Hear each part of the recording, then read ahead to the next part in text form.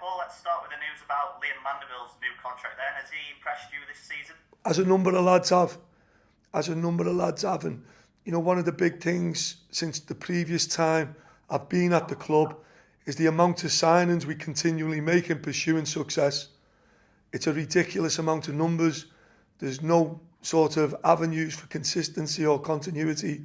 Recording in progress. In a lad like Liam Mandeville, he epitomises everything good about what we like about football players and football: his honesty, his work rate, his endeavour to be better, around the club, in the dressing room, on the training ground.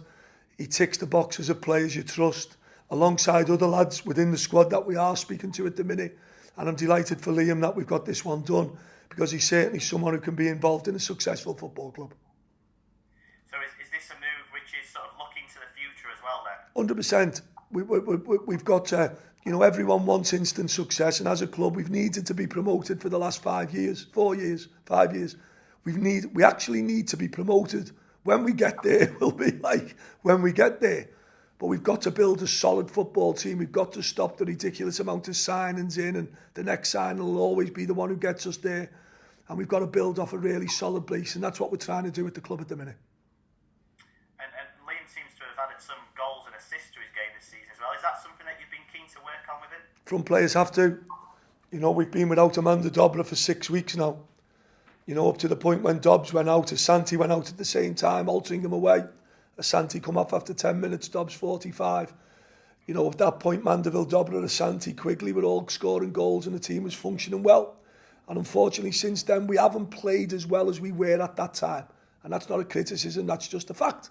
Within that, partnerships are huge, consistency in picking teams is huge. You know, managing disappointment is huge, which is something that a lot of players in general struggle to do. You know, for all players now, you know, you've got to be mentally strong, if you like, and even mentally stronger. You know, and for us, you know, I'm very much a manager who believes in putting jigsaw pieces together properly, and when you put the jigsaw piece together, you'll have a really strong team. Would you like to try and tie a few more players down in the next sort of few months? Yeah, listen, we've got lads who are out of contract at the end of the season that we're all speaking to. We respect every lad's contract at the club. Do you know, we've seen one or two lads leave. We've seen one of the lads leave yesterday. You know, and that's the continuous change in football clubs that come round. You know, for us, building blocks is solid. You know, we're a very, very strong football club. And what we don't need is continuous large amounts of change in a personnel and players. That's not how you build success. As you just touched upon there, one player leaving the club, Calvin Miller. What sort of thinking behind that one? Calvin's been desperate to get back up to Scotland. He's a cracking young man. He's played his part now. We felt it would be a good opportunity for Calvin rather than wait till January. Calvin can go back home now and probably go in and out of a couple of Scottish clubs. Do you know, he's got a young family. He went on the transfer list in the summer, you know, due to the fact that he wanted to return north. You know, like every football club, we can't just keep signing players, guys. It doesn't work. You know, there has to be an outdoor, and that creates an indoor. You know, and my job as a manager sometimes is to take a little bit of pain in relation to having long-term gain.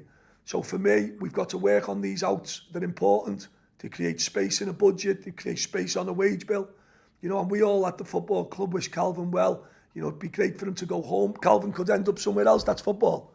So, but he's now got the opportunity, rather than wait till January and see if someone comes in for him, to possibly train at a football club for a week or two up to Christmas, and hopefully for Calvin earn a contract back home north, near his family.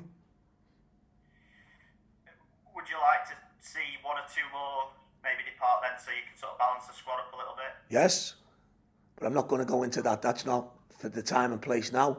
You know, that's for, you know, working behind the scenes. I work with John Crute and Andy Phantom on a daily basis. They're really, really supportive and really good people. You know, we have now a plan in place that we want to implement to take the club forward, which you'll see the squad getting to numbers that we want. You know, personnel within the squad changing, you know, and certainly signing one or two players that we believe will improve the team, not the squad. On to tomorrow's match then. This is the FA Cup in a nutshell, isn't it? Absolutely fantastic tie. I can't say I'm delighted to be involved in it. I've got to tell you all the truth. Hopefully at 3 o'clock tomorrow, I'm telling you, I was delighted to be involved in it. Everything the FA Cup's about, it's a fantastic tie. It's a great reward for Anstey to get where they've got. You know, we had them watch last week. We had 5-0 win at home. And there's a reason why they're winning football games. You know, they've obviously got qualities that, you know, we're seeing them get to the last qualifying round of the FA Cup and winning home games 5-0. So the game will be taken with the utmost seriousness. We understand we don't want to be that David and Goliath. We don't want to be it. You know, we want to be sitting in the first round tomorrow, but we're well aware of the difficulties that come travelling away. You know, opposition where we're expected to just turn up and win. You know, everything's fraught with danger, and we will prepare properly for the game 100%. Yeah, hopefully not, but it does have a little bit of a banana skin look to it, doesn't it? I think it has more than a look of a banana skin, Liam. I think it has a look of a lot of banana skins in the same place. But if we go there and do a professional job, if we turn up and apply ourselves right, it will take a lot for us to be knocked out the tie. The reality is we can only control what we can control. So for us, the focus is utmost respect for Anstey, utmost. There's a reason they're on the same pitch as us tomorrow, because they've earned that right. For us, then treating them with that respect, being better at what we're trying to do, working on things that we know we can improve on, can see us in the next round of the Cup and moving on to Bromley at home in another good league game. So the first hurdle is tomorrow. Yeah, as you say, is this one all about attitude and focus and getting that right, and then everything else will follow? 100%. 100%. And all we can do is prepare the players for that. The players are preparing properly as we speak. We will train really well today in relation to that. You know, and we'll then go out and hopefully perform, you know, where our supporters that travel across can enjoy a Saturday afternoon. They can enjoy being in the first round of the Cup with some of the bigger teams, especially from the area. But one thing for sure in football, if you get ahead of yourself, you'll find yourself on the seat of your pants. Will you be making some changes? I know you aren't going to them specifically, but...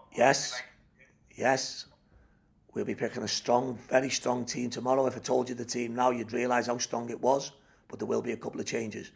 You know, the important things for us is working out every member of the squad that we've got. You know, there's one or two lads that we haven't seen, you know, that are equally chomping for positions and places. But by the same yardstick, you know, we will, you know, be approaching the game with the utmost respect. You know, Dobra's trained all week. You know, so for our supporters, you know, it likes a bit of good news. Dobra comes through training today, he'll start tomorrow. And that's a big plus for us. That's a really big plus.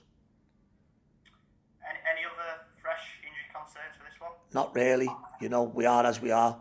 You know, we've got Tom Whelan back from his loan. We're just having a look at Tom Jordan this week as well, just to see what's the best for Tom's future. You know, so Tom will be in and around the squad tomorrow.